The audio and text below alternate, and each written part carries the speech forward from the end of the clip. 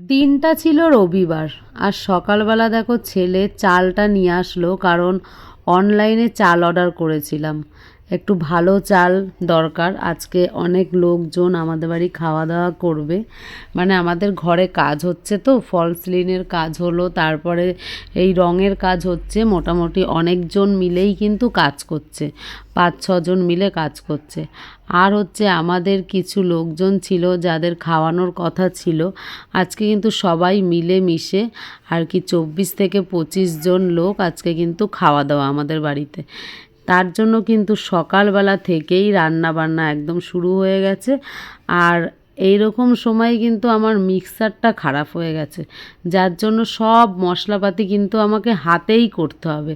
তাই সকালবেলা উঠেই বসে পড়েছি রান্না করতে, মানে মশলা করতে আর কি বসে পড়েছি। তার পাশে পাশে সকালবেলার খাবারও বসিয়ে দিয়েছি, আর সাথে ডাল হবে যেইগুলো মানে সহজ সহজ, সেইগুলোও বসিয়ে দিয়েছি, যে মানে হয়ে যাবে আর কি।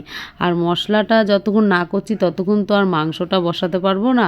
মাংসটা ওদিকে অর্ডার দিয়ে দিয়েছিলাম 2 দিন আগে, কেননা ওই মাংসটা সব সময় পাওয়াও যায় না, আর ওটা কাটাও অনেক ঝামেলা। তার জন্য আগের থেকে একটু বলে না রাখলে এখানে পাওয়া যায় না। আর ওটা ছিল হচ্ছে রাজার হাঁসের মাংস, 2টো রাজার হাঁস ছিল। আর ওটাকে বলেছিলাম কেটে সকাল 8টার মধ্যে বাড়িতে দিয়ে যেতে। আর ওরা কিন্তু ওদের টাইম মতো ঠিক দিয়ে গেছিলো, কিন্তু আমি মশলা করে আর কি রেডি করতে পারছিলাম না। তার মধ্যে কিন্তু আমি ডাল সিদ্ধ বসিয়ে দিয়েছিলাম, ডাল সিদ্ধ হয়ে গেছিলো, ভেজ ডাল হবে। আর তার জন্য আমি সব সবজি টবজি কেটে সেইগুলো এক সাইডে ভাজা বসিয়ে দিলাম। একবারে ফোড়ন দিয়েও কিন্তু আমি বসাই, কিন্তু এবারে একটু অন্যরকম করে করলাম। এটাকে অল্প তেল দিয়ে একটু ভাজা ভাজা করলাম, এইটার মধ্যেই আমি ডালটা ঢেলে দেবো। তারপরে আলাদা করে এই যে সব ফোড়ন, জিরা, তেজপাতা, শুকনো লঙ্কা, 5 ফোড়ন সব একবারে দিয়ে আমি ডালটার মধ্যে ঢেলে দেবো। তার সাথে কিন্তু এর মধ্যে কিন্তু আদা বাটা আর জিরা বাটাও ছিল। আমি রান্নাগুলো মোটামুটি একটু একটু তোমাদের সাথে শেয়ার করছি। আর মোটামুটি যেহেতু 24 থেকে 25 জনের রান্না বান্না, সেহেতু একটু বেশি আর কি, আমাদের ঘরের কড়াইয়ের থেকে একটু বড় কড়াই, তাছাড়া হবে না। আর দেখো ডালটা কিন্তু খুব সুন্দর হয়েছে, কালারটাও যেরকম সুন্দর হয়েছে, আর যেহেতু সব ধরনের সবজি পড়েছিল, সবজির জন্য কিন্তু দেখতে আরও বেশি সুন্দর লাগছিল। আর পাশের কড়াইতেই কিন্তু আমি চাটনি বসিয়ে দিচ্ছিলাম, টমেটো আর এই সবুজ সবুজগুলো ছিল হচ্ছে জলপাই। ঘরে কয়েকটা অনেক আগের আনা জলপাই ছিল, সেগুলো নরম হয়ে গেছিলো বলে সেগুলোও দিয়ে দিয়েছিলাম। আর এদিকে দেখো ডালে কিন্তু লাস্ট যেটা পড়বে সেটা হচ্ছে ধনেপাতা, ধনেপাতাটাও দিয়ে দিলাম। এই রান্না বান্নার সাথে সাথে কিন্তু আমার ওদিকে মশলাগুলোও করতে হচ্ছিল। আর এইটা ছিল লঙ্কা, যেটা বাটতে আর কি সব থেকে বেশি কষ্ট। তাই সেই লঙ্কাটাও আর কি লাস্টে বেটে নিলাম। এরপরে আমার রসুন বাটাটাও আছে। রসুন বাটলে যেহেতু শিলটা একটু মানে লালা টাইপের ভাব চলে আসে, ওই জন্য আগে আমি লঙ্কাটা বেটে নিলাম। তারপরে শিলটা ধোবো ভালো করে, ধুয়ে নিয়ে তারপরে আবার রসুনটা বাটলে আর কি আমার পুরো বাটা কমপ্লিট হয়ে যায়। আর ওদিকে কিন্তু ডাল হয়ে আমার চাটনিও হয়ে গেছে। তারপরে কিন্তু আমি এইদিকে বড় একটা হাঁড়িতে ভাত বসিয়ে দিলাম, যেহেতু বড় হাঁড়ি আর গ্যাসেই বসিয়ে দিয়েছি, যে আগে আগেই বসিয়ে দিয়েছি, মানে ওটা হতে থাক। আর এদিকে মাছ মাংস সব কিন্তু চলে এসেছে, এগুলো আবার ধোয়া বাছা করতে হবে। আর এই ধোয়া বাছা করতে করতে কিন্তু অনেকটা টাইম লেগে গেছিলো, যেহেতু দেশি আর কি হাঁস মুরগি, সেহেতু একটুখানি লোম টোমগুলো বেছে নিতে হবে। আর আমাদের 2 ছেলে আবার হাঁসের মাংস খায় না, যার জন্য ওদের জন্য কিন্তু আলাদা করে দেশি মুরগি আনা হয়েছিল। আর এদিকে ছিল কাতলা মাছ, ওইটাকেও ভালো করে ধুয়ে নেব। আর এই যে মাংসটা ছিল হাঁসের মাংস, ওটা তো একটু ভালো করে এক একটা করে আমি বেছে বেছে নিয়ে আলাদা করে রেখে তারপরে কিন্তু আমি জল দিয়ে ভালো করে ধুয়ে নিলাম, কেননা এই পাখনা অনেক কিছু থেকে যায়। আর তারপরে যখন এই রান্না বসাবো, মশলা টশলা সব কমপ্লিট, তখনই দেখি আমার স্টোভটা আর জ্বলছে না। মানে এটা মানে হবেই আর কি কোনো না কোনো অনুষ্ঠানে। মানে দেখছি যে স্টোভটা জ্বলছে না। আমার এটা 5 লিটারের স্টোভ, মানে এই বড় কড়াইটা আমার ওই স্টোভে হয়ে যায়। আর ওদিকে কিন্তু ভাতও হয়ে গেছে, ভাতটা আবার এইখানেই আমি উপর দিচ্ছি, কেননা হাঁড়িটা অনেক বড় ছিল, এত বড় হাঁড়ি ভুট করার মতো কোনো গামলা নেই, তার জন্য এইটা ধরে রাখলেই আর কি ভালো হয়। তারপরে কিন্তু কি করলো বড়মশাই, ওই স্টোভ নিয়ে চলে গেল বাজারে, স্টোভটা সারাই করতে হবে তার জন্য। আর ততক্ষণে আমি আর কি মাছ টাছগুলো ভেজে নিচ্ছিলাম, আর ওদিকে মাংসটা পুরো ম্যারিনেট করে রাখছিলাম। মাংসটা ম্যারিনেট করাটাও তোমাদের সাথে শেয়ার করেছি। প্রথমে নুন দিয়েছি, তারপরে এই যে হলুদ দিলাম, আর তারপরে কিন্তু আমি এক এক করে সমস্ত বাটা দিয়ে দেবো। এটা ছিল আদা বাটা, আর কিছু মশলা রেখে দেবো, কারণ পরে আবার মুরগির মাংসটা রান্না করতে হবে। তাই এখানে আদা বাটা, রসুন বাটা, ধনে বাটা, জিরে বাটা আর লঙ্কা বাটা এইগুলো দিয়েছিলাম। আর দিয়েছিলাম একটু বেশি পরিমাণে সর্ষের তেল। আর এইটা ছিল ধনে বাটা। ধনে বাটাটা কিন্তু বেশি পরিমাণে দিয়েছিলাম, জিরা বাটাটা একটু কম পরিমাণে দিয়েছিলাম। আর দিয়েছিলাম সর্ষের তেল, দিয়ে কিন্তু এটাকে ভালো করে মেখে নিয়েছিলাম। আর এই গামলাটা ছিল মানে তার আগের দিন আমি 100 টাকা দিয়ে কিনেছিলাম। ওই যে রাস্তার পাশে আসে না যে 100 টাকা আলারা, সেইখান থেকে আমি এই গামলাটা কিনেছিলাম। এই গামলাটা কিন্তু নতুন ছিল, আর নতুন অবস্থাতেই মাংস দিয়ে আর কি উদ্বোধন হলো গামলাটা।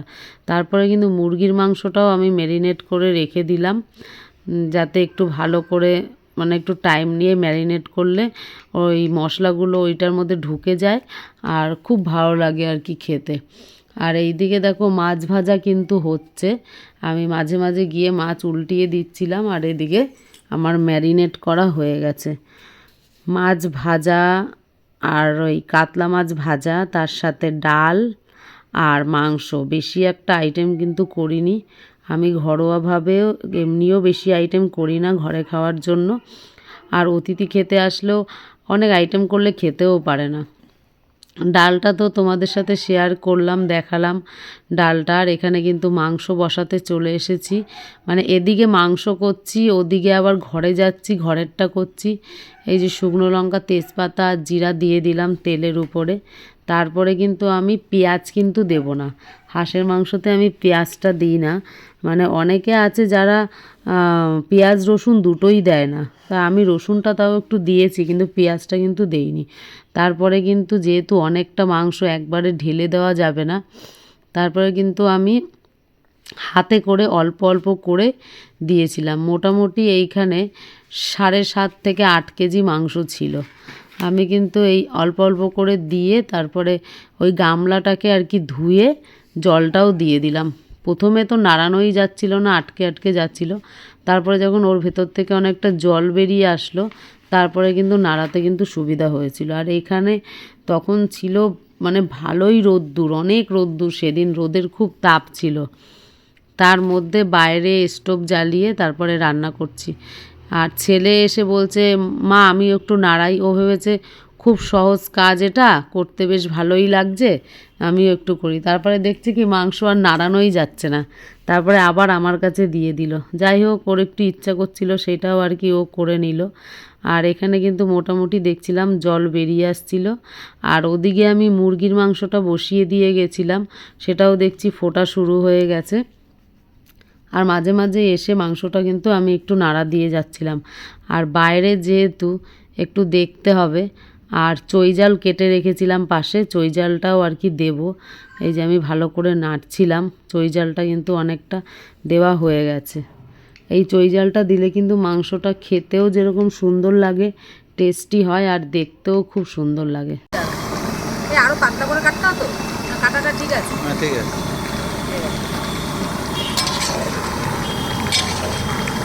চৈজাল দিয়ে মাংস রান্না করলে মাংসের স্বাদ দ্বিগুণ। কালারটা ঠিক এসছে? হ্যাঁ কালারটা সুন্দর এসছে। হ্যাঁ না তুমি না।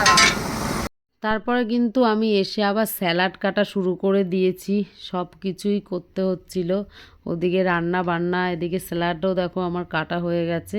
তারপরে আর কি পেঁয়াজটাও কেটে নিলাম সাথে, পেঁয়াজ আর ওদিকে বেশি করে শসা কেটেছিলাম, আর সাথে ছিল লেবু। আর অন্য কিছু ছিল না স্যালাডে, জাস্ট এইটুখানি। ঘরোয়া খাবার। আর এইদিকে কিন্তু চা বসিয়েছিলাম, কারণ মিস্ত্রিরা চা খেতে চাইছিল। আর ওদিকে মুরগি মাংসটা আমার প্রায় হয়ে গেছিলো গ্যাসে, তাও একটু জল বসিয়ে রেখেছিলাম, গরম জল মাংসতে দেব, তার জন্য একটু বেশি করেই আর কি জল দিতে হবে, অনেক সময় ফুটাতে হবে, কেননা রাজার হাঁসের মাংস তো শক্ত হয়, একটু বেশি সময় ধরে ফুটাতে হবে যাতে মাংসটা আর কি নরম হয়ে যায়, তার জন্য। তারপরে কিন্তু আমাদের এত খিদে পেয়ে গেছিলো, সেই সকাল থেকে রান্না করতে বসেছি, মানে মোটে শেষ হচ্ছে না আর কি। এই সময় তো 1টা বেজে গেছিলো, তাই আমরা একটুখানি চা করে খেয়ে নিলাম। আর লাস্ট ছিল পাঁপড় ভাজা, সেটাও আর কি ভেজে নিলাম। ওদিকে চাটনিও হয়ে গেছে। আর পাঁপড়টা না হলে কি হয়, চাটনি কিন্তু জলপাই আর পাকা টমেটো ছিল, এই কি কাজু কিশমিশ আমসত্ত্ব এইসব দিয়ে কিন্তু চাটনিটা করেছিলাম। চাটনিটা কিন্তু সবাই খেয়ে বলেছে খুবই সুন্দর হয়েছে। আর এদিকে দেখো আমার মাংসও কিন্তু হয়ে গেছে। আর আমি স্নান টান করে তার মধ্যে চলে এসেছিলাম, এসে গরম মশলাটা আর কি দিয়ে দিলাম। মাংসটা এখানে বলে গেছিলাম বড় ছেলেকে যে দেখবি দাঁড়িয়ে দাঁড়িয়ে, আর আমি চলে গেছিলাম স্নান করতে। তারপরে এসে গরম মশলাটা দিয়ে মাংসটা আর কি নামিয়ে নিয়েছিলাম, মানে স্টোভটা বন্ধ করে দিয়েছিলাম। তারপরে কিন্তু দুপুরবেলা বেশ খাওয়ার টাইম হয়ে গেছে, আর একদম সুন্দর করে ছাদে বিছনা পেতে সবাই মিলে একসাথে বসে আমরা কিন্তু খাওয়া দাওয়া করেছিলাম। আর এখানে বরমশাই এই যে মাংসগুলো সব তুলছিল বাটিতে করে সবাইকে দেবে, তার জন্য। আর এই দেখো আমাদের যারা ঘরে কাজ করছিল তারা, আর আমাদের বাড়িতে বেড়াতে এসেছিল আমার ভাগ্নে ভাগ্নি, তারপরে এই সাবিত্রী এসেছিল, 2 ছেলে, সবাই মিলে একসাথে কিন্তু বসে পড়লো খাওয়া দাওয়া করতে। আর একসাথে সবাই মিলে বসে পড়লে বেশ ভালোই লাগে। আর রোদ্দুর ছিল, আর শীতকাল যেহেতু, পুরো মনে হচ্ছিল যে বাড়িতে একটা পিকনিক আর কি মতন মনে হচ্ছিল। আর সবাই কিন্তু খুব খুশি মনে আনন্দ করে খেয়েছে। এর মধ্যে আমাদের 2 ছেলে হচ্ছে মুরগির মাংস খাবে, ওরা হাঁসের মাংস খাবে না। আর ওই মিস্ত্রি দাদাদের মধ্যেও একজন ছিল মুরগির মাংস খাবে, হাঁস খাবে না। হ্যাঁ, যারা খায়নি, আর যারা খেয়েছে তারা খুবই ভালো বলেছে, রান্নাবান্না খুবই ভালো হয়েছে। আর আমাদের আইটেমের মধ্যে ছিল ভাত, মাছ ভাজা, ভেজ ডাল, মাংস, চাটনি, পাঁপড়, মিষ্টি, আর সাথে ছিল কিন্তু স্যালাড। আর সবাই কিন্তু খুব আনন্দ করে খেয়েছে। আর বৌদিও আবার লাস্টে তুলে দিচ্ছিল মাংস, আর আমি যে লাস্টে একটু দিয়ে দিচ্ছিলাম। বেশিরভাগ পরিবেশন সবাই নিজেরাই করে নিয়েছিল, আর আমার বরমশাই সবাইকে দিচ্ছিল, আর আমি কিন্তু দিচ্ছিলাম না। যাই হোক, খাওয়া দাওয়া হয়ে গিয়ে সবাই আবার স্প্রাইট খেয়ে নিল, থামস আপ খেয়ে নিল, খেয়ে নিয়ে সবাই একটু বসে রেস্ট নিচ্ছিল। তারপরে কিন্তু আমরা খেতে বসেছিলাম। সবার খাওয়া দাওয়া হয়ে গিয়ে সবাইকে গুছিয়ে গেছি দিয়ে তারপরেই কিন্তু আমরা খেতে বসছিলাম। আর আমার সাথে বসেছিল আমার কর্তামশাই, আর বৌদিও বসেছিল। তাড়াতাড়ি করে খাচ্ছিলাম, কেননা দেখতে দেখতে কিন্তু বিকালের দিকে চলে আসছিল, আর বিকালবেলা আবার আমার দোকান খুলতে হবে। আর এই যে রাত্রেবেলা দোকানও খুলেছিলাম। যাই হোক, তখন তো আর ভিডিও করা হয়নি, আর দোকান খুললে আর ভিডিও অতটা করাও হয় না। তারপরে কিন্তু দোকান বন্ধ করার সময় এই যে ভিডিওগুলো করলাম। আর আজকে সারা দিনটা বেশ ভালোই কাটলো সবাইকে নিয়ে আনন্দ ফুর্তি করে। আর যাই হোক, ভিডিওটা কেমন লাগলো তোমরা অবশ্যই বলো, ভালো লাগলে অবশ্যই একটা লাইক করো, কেমন লাগলো ভিডিওটা দেখে অবশ্যই একটা কমেন্ট করো, বলো। আর আজকে রবিবার সারা দিনটা খুবই ভালো কাটলো। Tata, bye bye, good night.